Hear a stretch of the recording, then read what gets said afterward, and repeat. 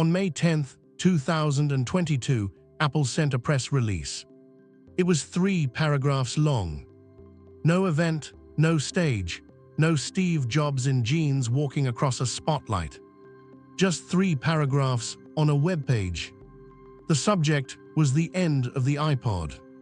21 years, 450 million units sold. The device that saved Apple from bankruptcy. The device that invented digital music as we know it. The device that made the white earbud the most recognized accessory on Earth. Ended in 3 paragraphs. On a Tuesday. With no ceremony. The statement said, "The spirit of iPod lives on." It did not say, "We are sorry." It did not say, "Thank you."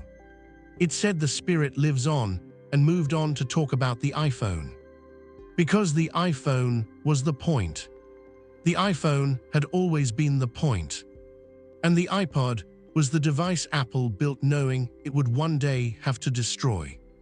Steve Jobs understood something when he launched the iPod in 2000, and one that almost nobody in the room understood. He was not selling a music player. He was building the road to a destination he had not yet told anyone about. The iPod was never the destination. It was the first step. And the step lasted 21 years. And 450 million people walked it. And then Apple sent 3 paragraphs and called it done. In 2001, carrying music meant carrying something. A Discman and a wallet full of CDs. A Walkman and a handful of cassettes. A portable radio with no control over what played. None of these were elegant. All of them required management.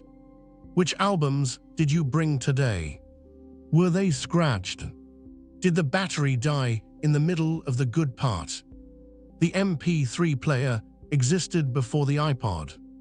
Companies like Creative and Rio had been making them since the late 1990s. They were small, they held digital files, they played music without physical media. But they were complicated. Loading music onto them required software that felt like filing taxes. The interfaces were confusing. The designs were graceless. They worked, but they did not delight. Steve Jobs looked at this market in early 2001 and saw the same thing he always saw. A problem nobody had solved correctly yet. He pulled together a small team under an engineer named John Rubinstein. The project had a code name. They called it Dulcimer.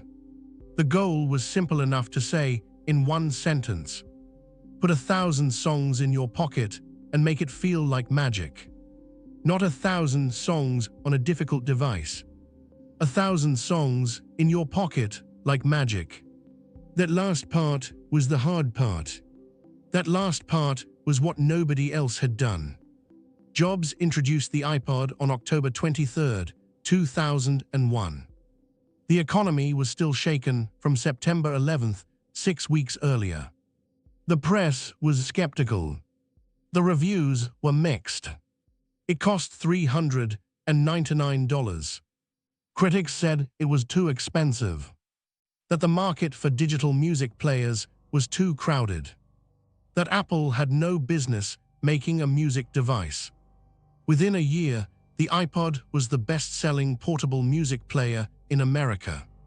Within 3 years, it had 70% of the entire American market. The first thing most people noticed about the iPod was not the device itself. It was what came out of the ears of the person holding it. White earbuds.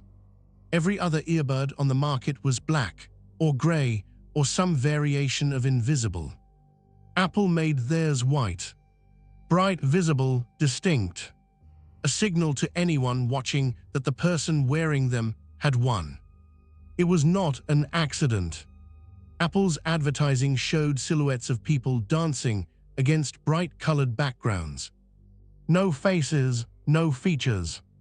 Just a dark shape and 2 white cords running from the ears. The white earbuds became the most recognizable product accessory in American consumer history. You could see someone across a subway car and know exactly what was in their pocket. The iPod spread the way status symbols spread. Not through advertising alone. Through visibility. Through the small social signal of the white cord that said, "I have one." By 2004, iPod sales had made Apple the dominant force in portable music. Its market share of hard drive music players in the United States crossed 70% and kept climbing. By 2006, iPod sales represented 40% of Apple's total revenue. 40% of the entire company. Built on a device that played music. And the click wheel. It deserves its own moment. The click wheel was a small circular dial in the center of the iPod. You ran your thumb around it to scroll. Clockwise to go down, counterclockwise to go up, press the center to select. No buttons to learn, no menu to decode. Your thumb already knew how to do it. The first time you held an iPod and touched the wheel, you understood it immediately. That feeling, the feeling of technology that fit perfectly into your hand and your brain at the same time, was rare enough in 2001 to feel like a revelation. Here is the thing about the iPod that Apple never said out loud. Steve Jobs knew when he launched it that it would eventually be replaced by a phone. He had said privately to people around him that the most dangerous product Apple could ever face would be a mobile phone with a great music player built in. Because everyone already carried a phone. If the phone could play music, the iPod became redundant. And Apple could either be the company that made the phone that killed the iPod, or someone else would. Jobs chose to be the company. The iPod was not just a music player. It was a proof of concept. It proved that Apple could make consumer electronics that people loved. Not respected, not tolerated, loved. It rebuilt Apple's reputation after years of near bankruptcy in the 1990s. It funded the research and development for the device Jobs actually wanted to build. It trained a generation of consumers to trust Apple's taste, to believe that when Apple made something, it would work better than anything else on the market. And then in January of 2007, Jobs walked onto a stage in San Francisco and announced three things: a widescreen iPod with touch controls, a revolutionary mobile phone, and a breakthrough internet device. He said it 3 times. An iPod, a phone, an internet communicator. And then he said, these are not 3 separate devices. This is one device. He called it the iPhone.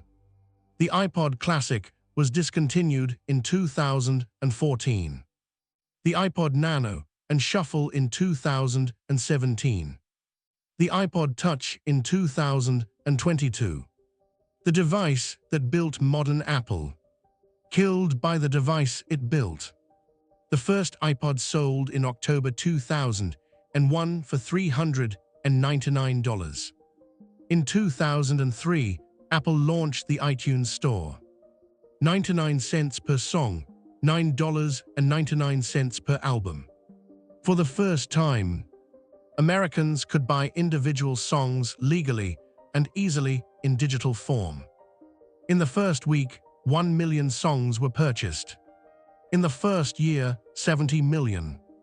The combination of iPod hardware and iTunes software locked consumers into Apple's ecosystem in a way that had never been done before.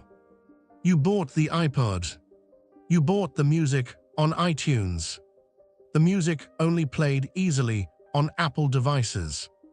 You were inside the Apple universe. That universe, built on a music player, would eventually become the most valuable company in human history. iPod sales peaked in 2008. 54 million units in a single year. At that peak, iPods represented nearly 40% of Apple's total annual revenue. By 2014, that percentage had fallen to 1%. Not because the iPod got worse, because the iPhone got better. By 2014, 395 million iPhones had been sold. Every one of them played music. Every one of them made a standalone music player slightly less necessary. The iPod's market did not disappear. It was absorbed, swallowed whole by the device Apple had designed specifically to swallow it. There is a generation of Americans for whom the iPod was the first device that was entirely theirs. Not the family computer, not the television in the living room, not the radio station playing what everyone else wanted. The iPod, their music, their order, their playlists. Nobody else heard what was on it. Nobody else could see the library.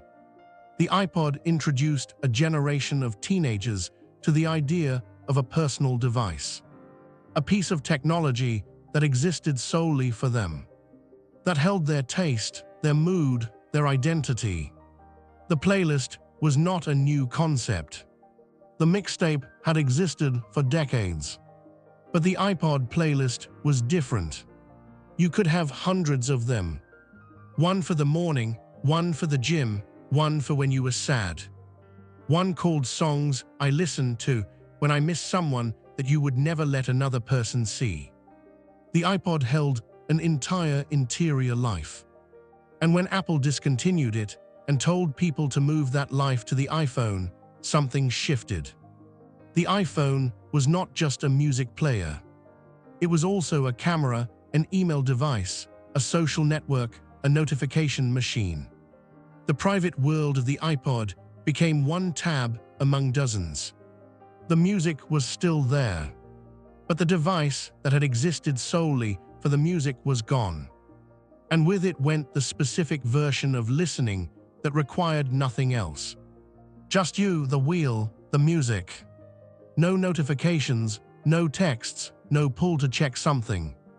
Just play. Apple was right to kill the iPod. The math was not complicated. Why maintain a product line for a device that does one thing when you sell a device that does everything? The decision was rational, clean, correct. And it erased something in the process that the math did not account for. The iPod was a single-purpose device. It did one thing. And the one thing it did without asking anything else of you. No notifications, no messages, no apps demanding attention. You pressed play and the world narrowed to the music. That was not a limitation. That was the design. A device that could not be interrupted because there was nothing to interrupt it with. The smartphone replaced it with something that can be interrupted by everything. All the time. At any moment. The music still plays, but it plays alongside everything else that also wants your attention. The notification that arrived during the third song. The message that needs a reply before the album ends. The pull to check one thing that becomes 10 things before the music starts again. The iPod understood something about listening that the smartphone was never designed to protect. That music deserves the whole of your attention, not the remainder of it. On May 10, 2022, Apple sent 3 paragraphs. The spirit of iPod lives on. 450 million people had bought one, had loaded their music onto it, had worn the white earbuds on the bus and the subway and the walk to school and the long drive across country, had pressed the click wheel in the dark and felt the songs change under their thumb, had held a small white rectangle that knew exactly one thing about them. What they wanted to hear. Nothing more. Nothing less. The iPod did not die because people stopped loving music. It died because the company that made it needed them to love something more profitable. And it worked. The iPhone is the most successful consumer product in history.